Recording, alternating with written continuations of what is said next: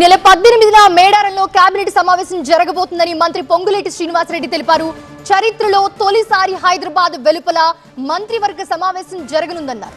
ఇది కాంగ్రెస్ ప్రభుత్వం ఆలోచనలకు నిదర్శనమన్నారు ఆయన.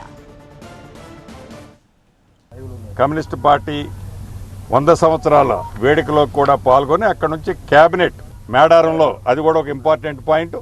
మేడారంలో నాకు తెలిసి ఉమ్మడి ఆంధ్రప్రదేశ్లో కూడా నాకు గుర్తున్నంత వరకు, నాకు తెలిసినంత వరకు కేబినెట్ మీటింగ్ ఎప్పుడు హైదరాబాద్ తప్ప బయట పెట్టిన సందర్భాలు ఉన్నాయని నేను అనుకోవట్లే. మొట్టమొదటిసారి ఆదివాసులకి ఆరాధ్య దైవమైన సమ్మక్క సారలమ్మ మేడారం జాతర, అది ఈ నెల 28, 29, 30, 31 4 రోజులు కోట్లాది మంది భక్తుల సమక్షంలో ఆ జాతర జరగబోతుంది.